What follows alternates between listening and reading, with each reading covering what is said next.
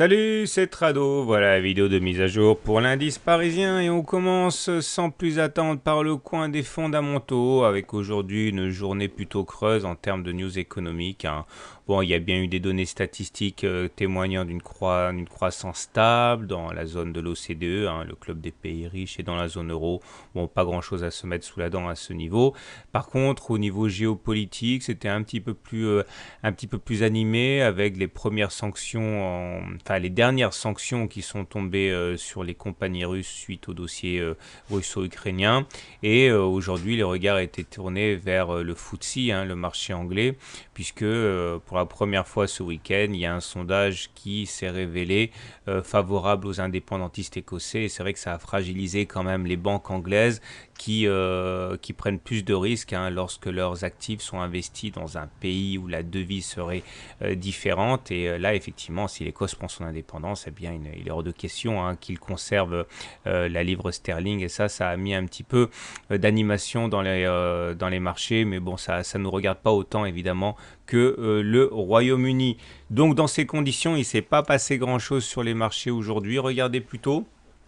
Nous sommes toujours en train de digérer la belle séance à laquelle on a assisté le 4 septembre. On a quand même connu une hausse importante qui est venue mourir au contact de cette zone de résistance ici, hein, correspondant à l'ancien gap qui a été ouvert entre le 24 juin et le 25 juin. Et depuis, on digère. Alors la séance du jour n'est pas très significative, hein. On a simplement repris notre souffle et je vous avais expliqué qu'on pouvait difficilement ambitionner casser cette résistance assez forte d'un coup comme ça alors qu'on avait très peu consolidé avant. Et il est apparemment de bon ton de prendre son temps actuellement. Alors j'aimerais vous parler aujourd'hui des points pivots puisque finalement ça s'est révélé assez utile aujourd'hui pour ceux qui les utilisent. Les points pivots sont des outils qui sont très utilisés en fait par les traders et ça a l'avantage de la simplicité.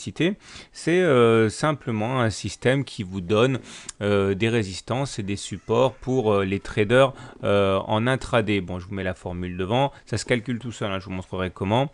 Et il faut savoir que on a tendance effectivement à acheter lorsqu'on vient rebondir sur un point pivot, alors que ça peut être celui-là, celui-là ou celui-là. Et l'idée, c'est que vous avez aussi des résistances là, là et là. Donc on achète les contacts sur les résistants, sur les supports, et on vend les contacts sur les supports, sur les résistances. Et à chaque fois que l'on casse un support, eh bien, on peut éventuellement mettre une couche dans un trading baissier. Et inversement, à chaque fois qu'on casse une résistance, on peut éventuellement parier pour sortir au contact de la résistance suivante. Alors voilà à quoi ça correspond aujourd'hui. Comme vous pouvez le voir, hein, aujourd'hui, eh bien, regardez, je vais l'enlever pour montrer que ça se calcule vraiment tout seul. C'est ça qui est aussi intéressant. Donc vous allez ici et vous demandez les points pivots et ça les trace tout seul. Donc vous voyez que ceux qui avaient, ça ce sont ceux de demain et ça ce sont ceux d'aujourd'hui. Donc vous voyez ceux qui se sont amusés à shorter le contact avec le point pivot du jour ici. Eh bien, on pouvait éventuellement profiter d'une variation assez intéressante en intraday. Encore une fois, c'est pour ceux qui font du trading très court terme. Inversement, hein, ceux qui ont vu qu'on rebondissait finalement sur ce point pivot-là qui correspond à S1, eh bien, pouvaient ensuite derrière grappiller quelques points. Bon, ça intéressera relativement peu de personnes puisque ça, c'est vraiment pour les traders très actifs. Mais vous voyez, ça fonctionne assez bien, ces points pivots. On revient maintenant aux indicateurs techniques. Alors, ce qui est intéressant au niveau des indicateurs techniques, c'est la baisse des volumes surtout. Regardez, on a connu une forte hausse des volumes sur la hausse et depuis qu'on consolide, on assiste à une baisse des volumes. Ça, c'est intéressant parce que ça veut dire que, je vous rappelle que les volumes ont tendance à crédibiliser les mouvements. Quand il y a une hausse des cours avec une hausse des volumes, c'est pas mal, ça veut dire qu'il y a du monde derrière. Par contre, quand il y a une baisse des cours avec une baisse des volumes, ben, ça veut dire que voilà, on consolide, hein. Il n'y a pas des fuites massives de capitaux du marché, ni de prise de position en vente à découvert, hein. Donc ça veut dire globalement que la baisse à laquelle on assiste maintenant n'est pas très significative. D'ailleurs, à titre personnel, je pense que la consolidation n'est pas terminée. C'est mon scénario privilégié pour le court terme. J'envisage, hein, à très court terme une sollicitation du bas du canal vert. Après, on verra, hein, si ça tient ou pas, mais à mon avis, on va aller le chercher. Au niveau du MACD, rien de neuf, hein, c'est haussier, c'est bien, c'est au-dessus du signal.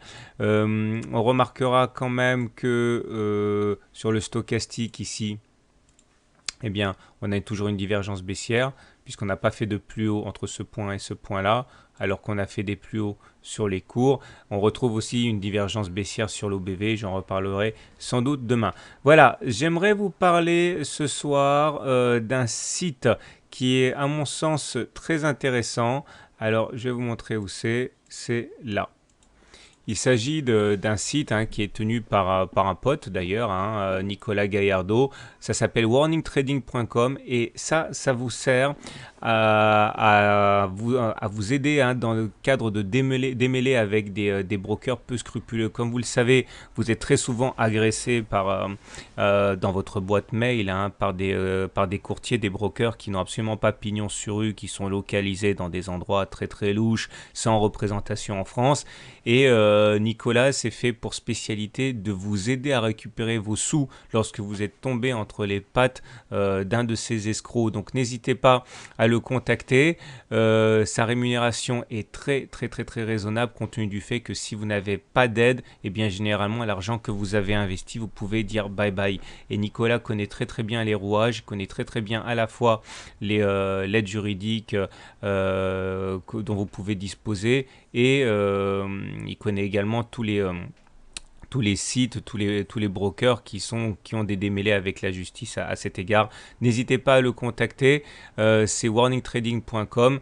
Et encore une fois, ça me permet de faire un petit aparté, hein, par rapport à ça. Attention, le trading est une chose, mais il faut vraiment travailler avec des sites qui ont pignon sur rue. Je vous rappelle que l'AMF a établi une liste de brokers qui sont absolument pas dignes de confiance. Allez sur l'AMF, vérifiez. Il y a relativement peu de brokers qui ont l'autorisation d'exercer en France. Évidemment, un CMC Markets en est un, mais la plupart de ceux qui vous sollicitent ne sont pas autorisés à travailler ici, donc faites attention.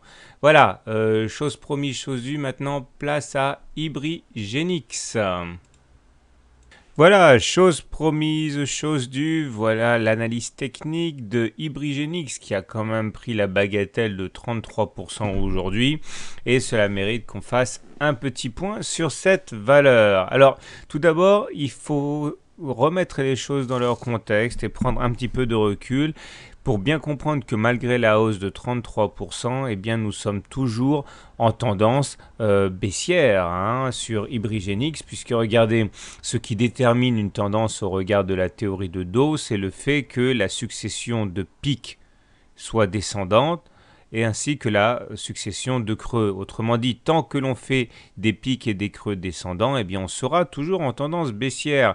On comprend dès lors que tant qu'on n'aura pas dépassé le précédent pic, on va le mettre précisément ici, voilà, c'est-à-dire ce qui sépare deux creux successifs. Tant qu'on n'aura pas dépassé les 2,9 €, on n'aura pas véritablement mis fin à la tendance baissière au regard de la théorie de Dow. Alors ça fonctionne à double sens, c'est-à-dire que si jamais on arrive à aller plus haut que les 2,9 €, dans ce cas on voit difficilement ce qui pourrait nous empêcher d'aller chercher les précédents plus hauts à 4 €, ainsi de suite. Maintenant, ça c'est une théorie et il faut absolument la compléter. Tout d'abord, avec une vision purement chartiste de la situation, on voit que nous étions en train d'évoluer à l'intérieur d'un biseau ici descendant. Or, les biseaux descendants sont généralement cassés par le haut, et c'est exactement ce qui s'est passé aujourd'hui, cette semaine. Autrement dit, nous sommes clairement en train de casser de manière très classique un biseau par le haut, avec pour objectif intermédiaire d'aller chercher ce niveau-là, à savoir les 2,8 € correspondant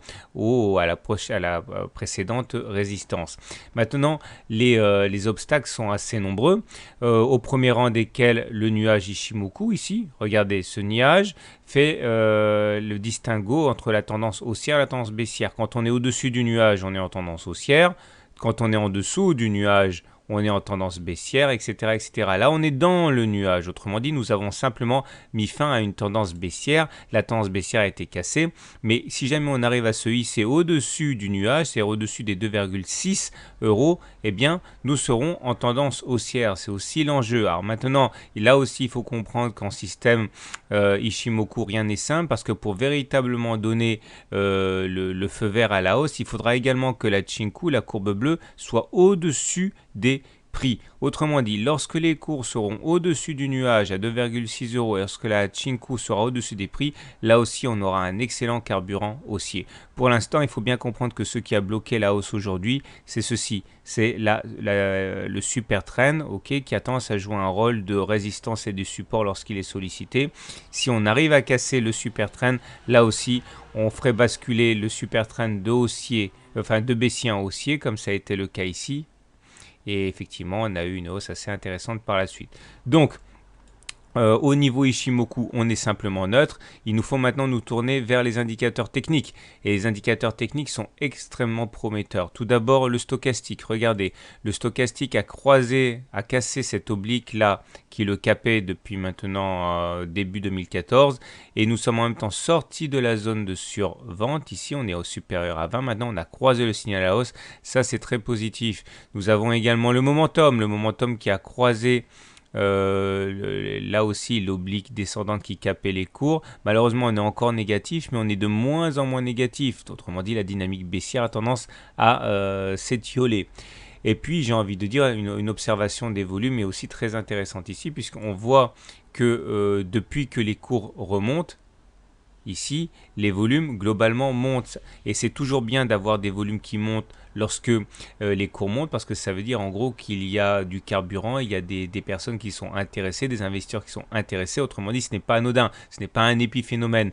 Il y a derrière cette hausse à laquelle on assiste, bien véritablement une montée des volumes. Donc ça aussi, c'est pas mal du tout. Donc on va faire un bilan maintenant pour l'analyse hebdomadaire de long terme. Au regard de la théorie de Dow, on est toujours en tendance baissière car les hauts et les creux sont toujours descendants. Néanmoins, il y a des choses qui sont intéressantes, surtout au niveau des indicateurs techniques. Les indicateurs techniques sont en train de sortir de leur situation baissière avec une perte de dynamique baissière pour devenir haussier. Il y a une augmentation des volumes. Et enfin, le système Ichimoku nous montre qu'on est en train de casser la tendance baissière puisqu'on est en train de se retrouver dans le nuage. Donc, on est à deux doigts de basculer en tendance haussière au regard de ce système. Et ce sera chose faite si on arrive à clôturer au-dessus du nuage qui est actuellement vers 2,6 euros. Voilà, je vous souhaite une bonne soirée, de bons trades et je vous dis à très bientôt pour une mise à jour.